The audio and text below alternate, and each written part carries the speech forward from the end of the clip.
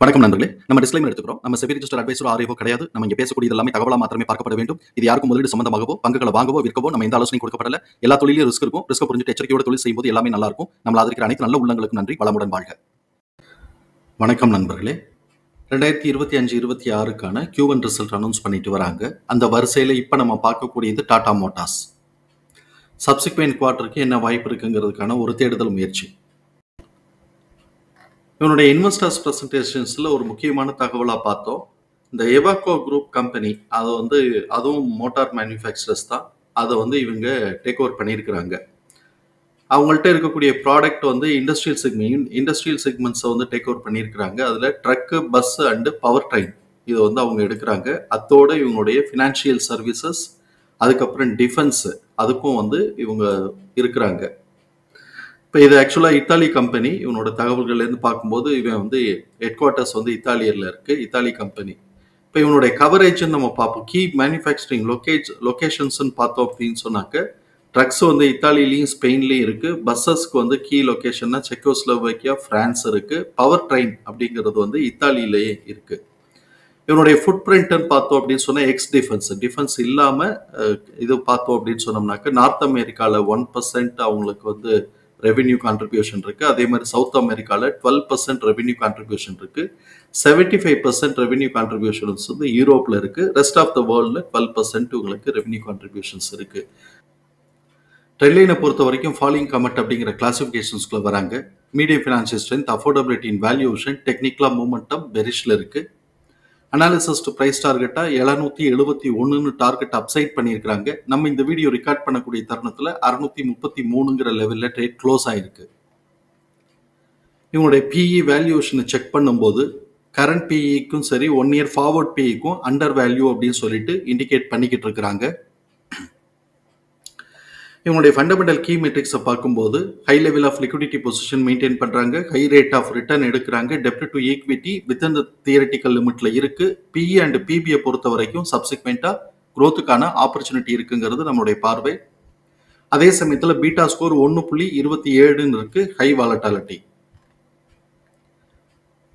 ட்ரெண்ட்லைனில் participate பண்ணியிருக்கக்கூடிய அனாலிசிஸ்டுடைய forecast எப்படி இருக்குன்னு பார்ப்போம். ரெவென்யூ ஃபோர்காஸ்ட் ஆனுவலைஸ்டாக பார்க்கும்போது ஒரு 4% குரோத்துக்கான ஆப்பர்ச்சுனிட்டி இருக்குன்னு எதிர்பார்க்கிறாங்க. அதே சமயத்தில் இபிஎஸ் ஃபோர்காஸ்ட் ஆனுவலைஸ்டாக ஒரு 33% குறையிறதுக்கு வாய்ப்பு இருக்குன்னு எதிர்பார்க்கிறாங்க. குவார்டர்லி ரெவென்யூ ஃபோர்காஸ்ட் நம்ம பார்க்கும்போது கிட்டத்தட்ட ஒரு 6% குரோத்துக்கான ஆப்பர்ச்சுனிட்டி இருக்குன்னு எதிர்பார்க்கிறாங்க.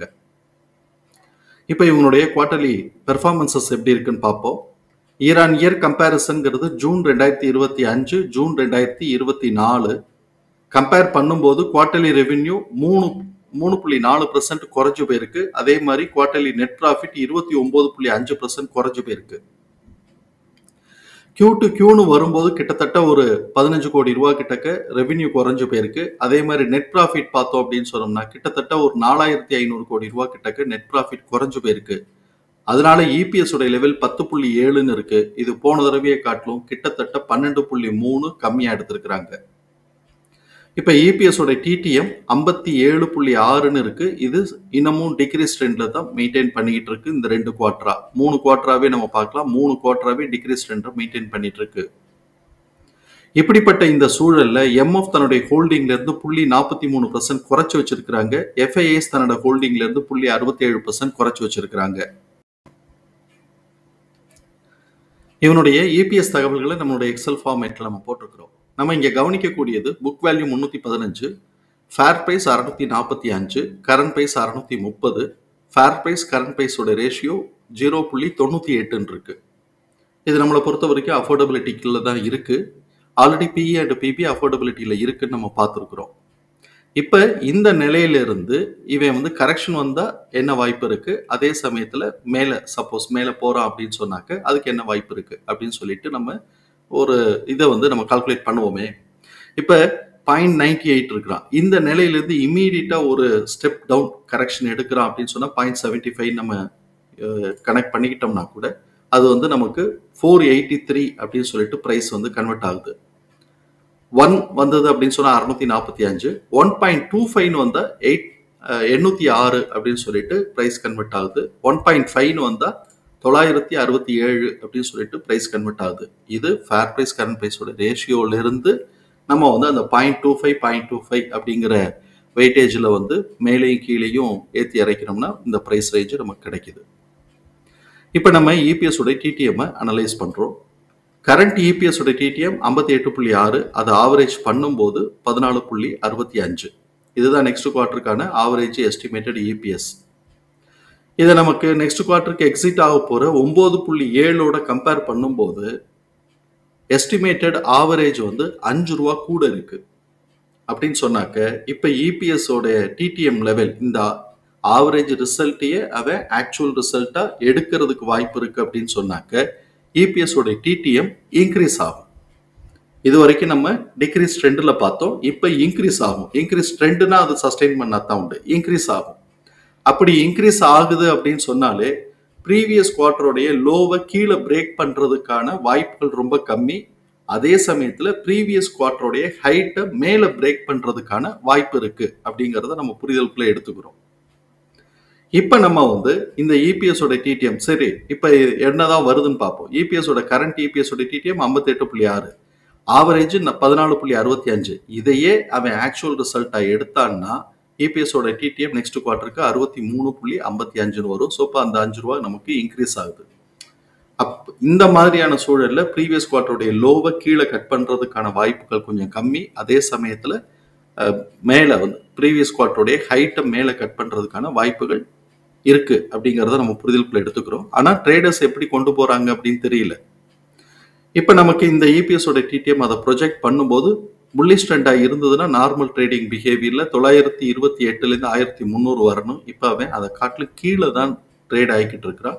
அதனால நம்ம எக்ஸ்போனன்ஷியல் ஃபார்முலால என்ன ப்ரைஸ் ரேஞ்ச் கிடைச்சிருக்குங்கிறத பார்ப்போம். அதை சார்ட்ல மார்க் பண்ணியிருக்கிறோம்.